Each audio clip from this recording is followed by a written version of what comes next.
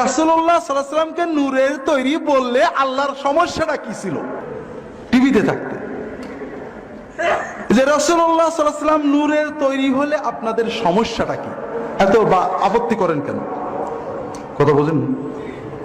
আমি বললাম, তাৎক্ষণিক যেটা মনে আসলো যে ভাই, আমিও তো এই চিন্তাটাই করি যে রাসূলুল্লাহ সাল্লাল্লাহু আলাইহি ওয়াসাল্লামকে নূরের তৈরি বললে আল্লাহর সমস্যাটা কি ছিল?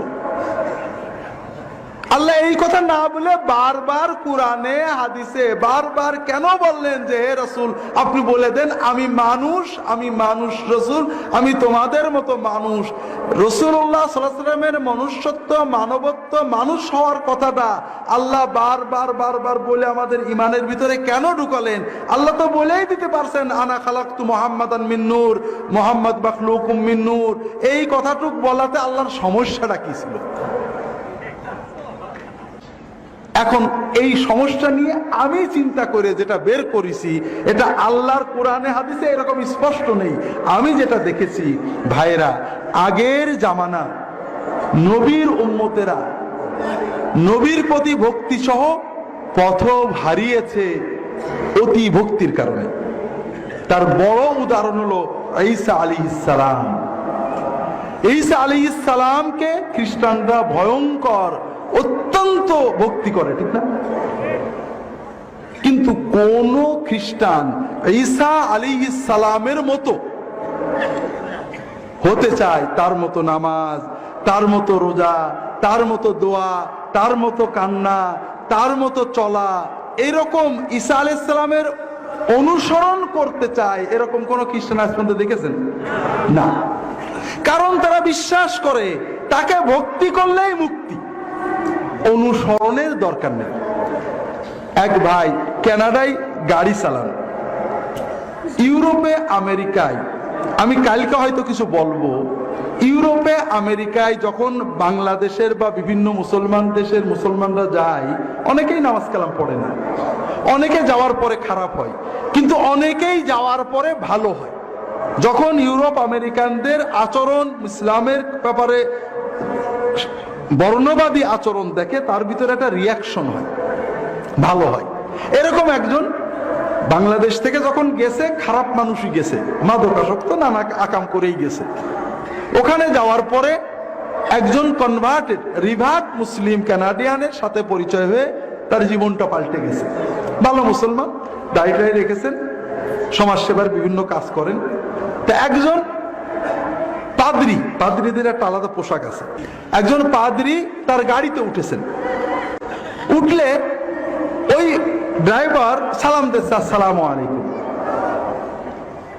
তখন ওই পাদ্রী বলছে, পাদ্রীর ওই চিন্তায় মুসলমানকে একটা দাওয়াত দেবে তার ধর্মের, বলে তুমি কি জানো আমাদের যীশু খ্রিস্ট সালাম দিতেন? বলে হ্যাঁ জানি, সালাম দিতেন, তোমরা দাও না। পাদ্রী বলছে তুমি কি জানো আমাদের গড আর তোমাদের আল্লাহ এক? বলে না, এটা ঠিক বলনি, আমাদের আল্লাহ আর যীশু খ্রিস্টের আল্লাহ কিন্তু এক। কারণ যীশু খ্রিস্ট আল্লাহ বলতো, গড বলতো না। আর শোনো, যীশু খ্রিস্ট যদি এখন আসে আমার বাসায় যাবে, তোমার বাসায় কিন্তু যাবে না। কেন? বলে হ্যাঁ দেখেছো যীশু খ্রিস্ট দাঁড়িয়ে আছে, আমারও দাঁড়িয়ে আছে। যীশু খ্রিস্ট শুয়োর খেতো না, আমিও শুয়োর খাইনি। যীশু খ্রিস্ট পাকসাপ থাকতো, আমিও পাকসাপ থাকি, তুমি পাকসাপ থাকো না, তুমি যে শুয়োর খাও, তুমি দাঁড়িয়ে রাখো না, যীশু কিন্তু তোমার বাড়ি যাবে না, আমার বাড়ি যাবে। কথা বুঝতে পারলেন? তাহলে তারা ঈসা আলাইহিস সালামের ভক্তির কথা বলেন, প্রচন্ড ভালোবাসার কথা বলেন, কিন্তু কেউ ঈসা আলাইহিস সালামের জীবন কর্ম, তিনি কিভাবে চলেছেন, কিভাবে চলতে বলেছেন, এটা নিয়ে তারা মাথা ঘামান না, ঠিক আছে না? কারণ তারা মনে করেন ভক্তি বিশ্বাসেই মুক্তি। কিন্তু আমাদের কি ভক্তিতে মুক্তি?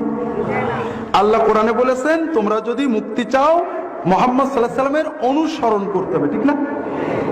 আর অনুসরণ কার করা যায়? আমরা যাকে মনে করব আমারই মতো, ঠিক না?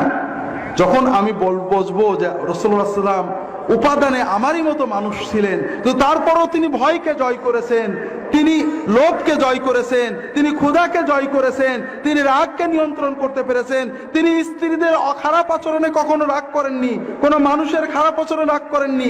আমি কেন পারবো না? বুঝতে পারেন? আর এজন্যই আল্লাহ তাআলা আমাদের মুক্তির জন্য যেন আমরা রাসূলুল্লাহ সাল্লাল্লাহু আলাইহি ওয়াসাল্লামের সুন্নাত ইত্তেবা করতে উৎসাহ পাই।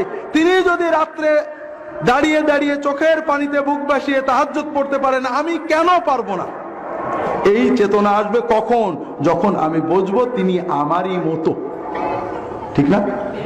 আর যখন আমি মনে করবো লাইট অব লাইট, খ্রিস্টানদের যে বিশ্বাস, আলো নূর থেকে তৈরি, ফ্রম সেম সাবস্টেন্স, একই জাতের, তখন আমরা বুঝবো আমরা নবীজি তো অনেক কিছু করতে পারেন, আমরা তো পারবো না। কথা কি বুঝতে পেরেছেন? তো ভাইরা, আর এজন্যই রাসূলুল্লাহ সাল্লাল্লাহু আলাইহি ওয়াসাল্লাম আমাদের আদর্শ চরিত্রের সর্বোত্তম মডেল।